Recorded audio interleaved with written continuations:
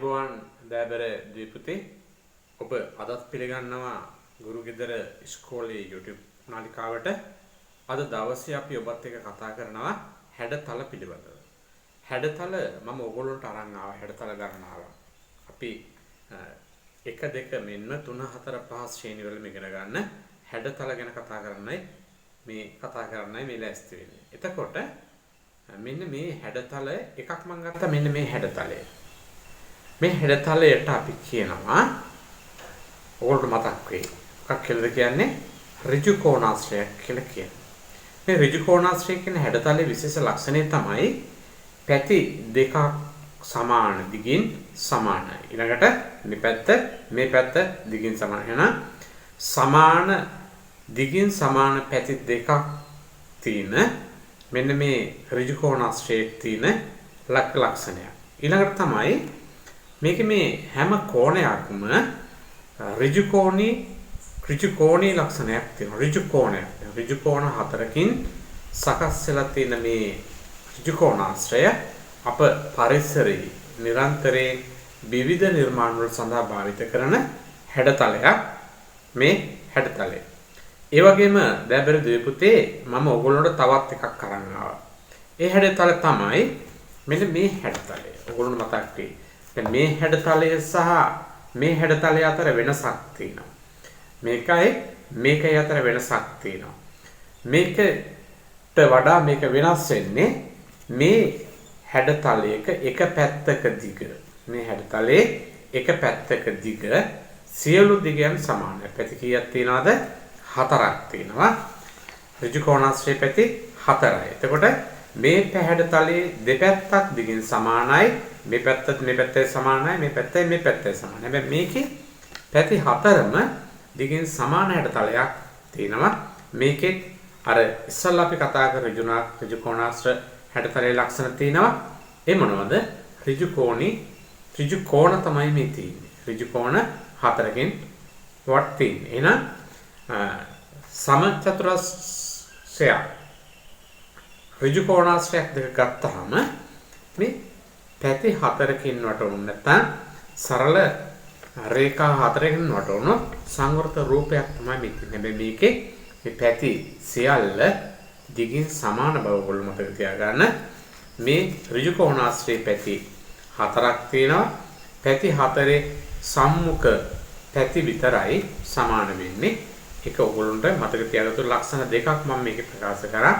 එකක් ඍජු කෝණ තියෙන බව සහ පැති 4 දිගින් සමානයි සමචතුරස්‍රයේ. මේකේ සම්මුඛ පැති විතරයි දිගින් සමාන වෙන්නේ. ඒ වගේම මේ දෙකේම තියෙන සමාන ලක්ෂණය තමයි දෙකේම මේ කෝණ මොන කෝණද? ඍජු කෝණ තමයි තියෙන්නේ. දෑබර දීපුතේ මේ හැඩතලයත් එක්ක තවත් එකක් මම ඔයගොල්ලෝත් එක්ක කතා කරනවා. ඒ තමයි මෙන්න මේ හැඩතලය. මේ හැඩතලය ඔයගොල්ලෝ දන්නවා. මොකද්ද මේ හැඩතලයට අපි කියන්නේ? මේකට කියනවා වෘත්තයක් කියලා. වෘත්තයක් කියලා කියන්නේ කිසියම් එක තැනක ඉඳලා මධ්‍ය ලක්ෂයක් ඉඳලා කිසියම් නියත දුරකින් මේ ගමන් කරපු පතයක ස්වභාවයක් තමයි මේ තියෙන්නේ. එතන ඉඳලා මෙතන නියත දුරක් තියෙනවා. මධ්‍ය ලක්ෂයේ ඉඳලා නියත දුරක් තියෙනවා. ඉතින් ඍජු කෝණයට නැත්නම් සමචතුරස්‍රයට වඩා වෙනසක් තියෙනවා මේකේ. මොකද්ද? මේ කෝණී ලක්ෂණ බවක් නැහැ. ඒ වගේම මෙතනින් අපි පටන් ගත්තොත් ගමන යන්න මේ ඔස්සේ ගිහිල්ලා නැවත අපිට අර ආරම්භක ස්ථානයටම එන්න පුළුවන්. දැන් මේකෙදි අපි ඉස්සල්ලා කතා කරපු හැඩතලයට වඩා වෙනස්. මෙතනින් සමාන දුරක් ගියා. ඒ දුරට සමාන දුරක් අනිත් පැත්තට හැරලා එන්න ඕනේ. මෙතනින් මේ විදිහට හැරිලා එක දිගක් තියෙනවානේ. එක දිගින් දිග 4ක්. දැන් මේකේ තියෙන්නේ වට 1යි. එහෙනම් මේකට අපි කියනවා මොකක්ද කියලාද? වෘත්තයක් කියලා. දැන් දෑබර දීපේ දැන් වෘත්ත එක්ක තව එකක් මම කතා කරනවා. ඒ තමයි මෙන්න මේ හැඩතලය. මේකට අපි කියනවා ත්‍රිකෝණයක් කියලා. හැබැයි මල්ලක තියෙනවා ත්‍රිකෝණ 3ක්. මේ ත්‍රිකෝණ 3 ලක්ෂණ ආකාර 3යි. එකක් මොකද්ද? මේකේ මේ පැති 3ම සමානයි. මේකේ පැති 3ම සමානයි. එතකොට මේකේ පැති 3ම සමාන දිගින් සමාන පැති 3ක් සහිත ත්‍රිකෝණයක් තමයි මේක තියෙන්නේ. මේකට අපි කියනවා සමපාද ත්‍රිකෝණයක් කියනවා.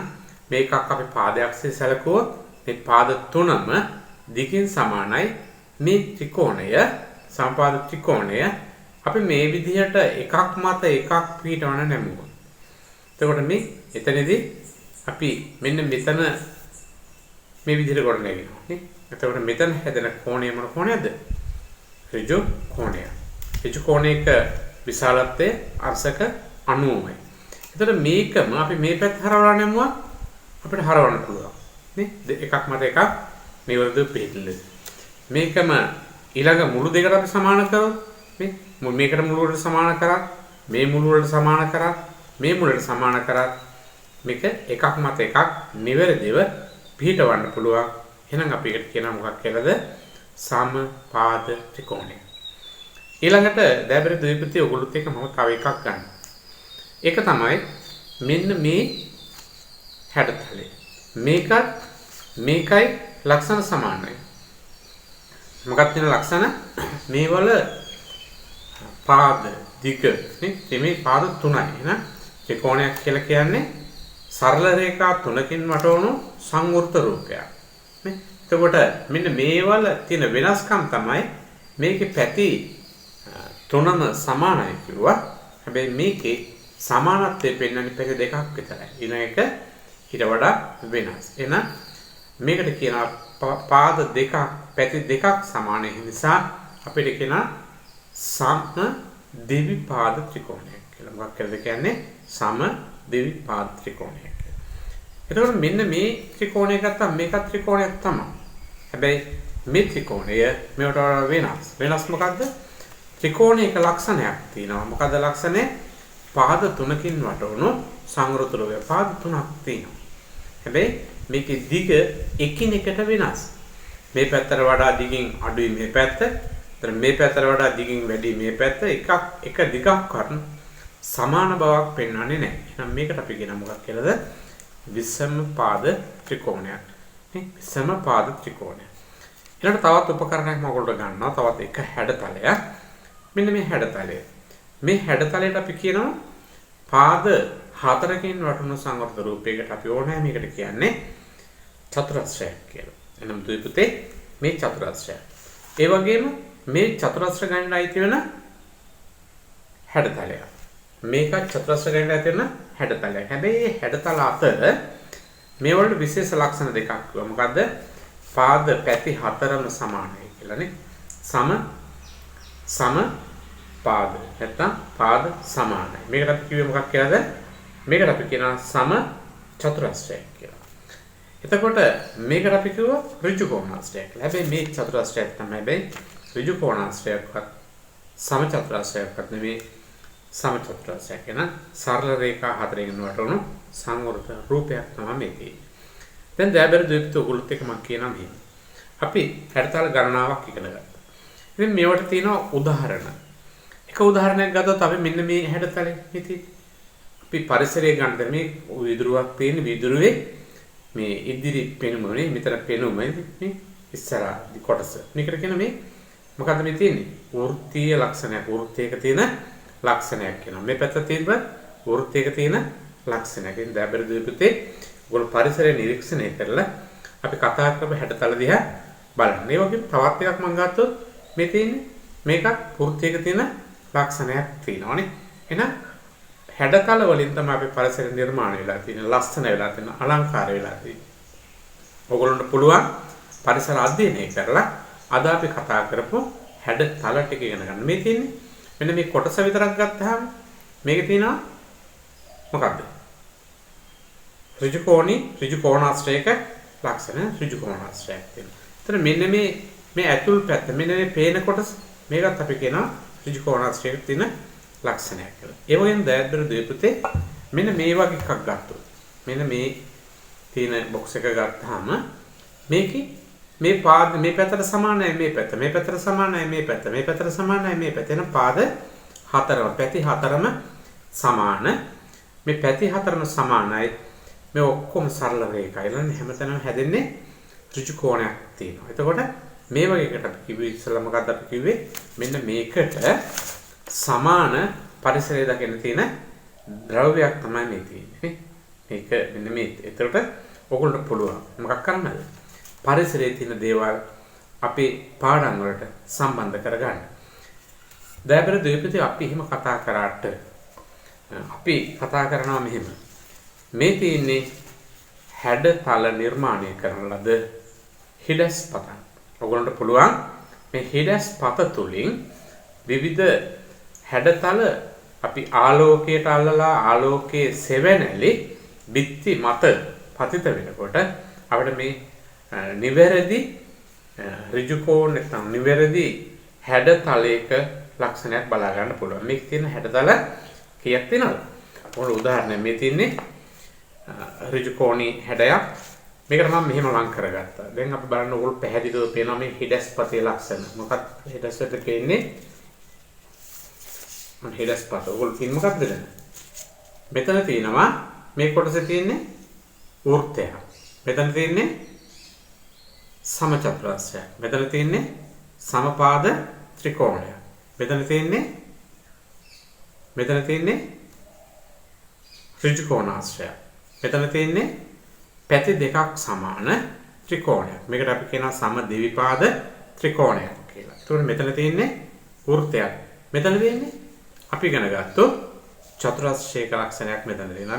මේ එකක්වත් සමාන නැහැ. හැබැයි පැති හතරක් තියෙනවා. දැන් චතුරස්‍ර මෙතන තියෙනවා 3ක්. 1 2 3. ඒතකොට මේ ඔක්කොම චතුරස්‍ර. හැබැයි මේවට විශේෂ නම් තියෙනවා. මේකට කිව්වේ මොකද්ද? සම චතුරස්‍රයක් නේ. මේකට කියනවා සම චතුරස්‍රයක් කියලා. මේකට කියනවා ඍජු කෝණාශ්‍රයක් කියලා. මේකත් චතුරස්‍රයක් වෙනවා. ඒකට මේක වෘත්තය, සමපාද ත්‍රිකෝණය, සමද්විපාද ත්‍රිකෝණය. ඒතකොට මෙතන මම ඇඳලා නැහැ. මෙතන දක්වලා නැහැ. මොකද්ද? විසමපාද ත්‍රිකෝණය දක්වලා නැහැ. ඉතින් දයාබර දෙවිපතේ මේ පරිසරයේ තියෙන දේවල් තමයි හැඩතල තියෙන්නේ. හැඩතල වලින් තමයි පරිසරය නිර්මාණය වෙලා තියෙන්නේ. එහෙනම් ඕගොල්ලෝ අපි මේ දක්වපු හැඩතල වෙනම කපාගෙන ඒ වගේ ලක්ෂණ බලන්න. මේ වගේ හිඩස්පතක් නිර්මාණය කරගන්න. හිඩස්පත නිර්මාණය කරගෙන ඕගොල්ලන්ට පුළුවන් මේ හිඩස්පත තුලින් ආලෝකයට මේ හිඩස්පතක් සම්බන්ධ කරලා පස්සේ මේක සෙවණැලි බිත්ති මත වැටෙනවා. ඒවා දැකලා ඔයගොල්ලෝ මේ හැඩතලවල නියම හැඩ, නිවැරදි හැඩ හඳුනගන්න. ඉන්දියා බෙරදුපතේ අද ඔයගොල්ලෝත් ඒ කතා කරන හැඩතල කියන පාඩම. ඉතින් මේ සඳහා යෙදුණු තවත් ලක්ෂණ තවත් තොරතුරු අපිට කතා කරන්න තියෙනවා. ඒ තොරතුරු කතා කරන නැවත හම්බෙනතුරු අපි ඔයගොල්ලෝ සියලු දෙනාටම බලාගෙන ඉන්න. හැබැයි මේ channel එක subscribe කරලා තියාගෙන ඉන්න. එතකොට ඊළඟ වීඩියෝ සම්බන්ධ වුණාට පස්සේ ඊළඟ පාඩම සම්බන්ධ වුණ සැනින්ම ඔයගොල්ලන්ට තොරතුරක් එයි, notification එකක් එයි. මෙන්න අලුත් වීඩියෝ එකක් දැම්මා කියලා. ඉතින් එහෙනම් දැබල දුප්තේ නැවත පාඩමකින් හම්බෙනතුරු ඔබ සියලු දෙනාටම තෙරුවන් සරණයි.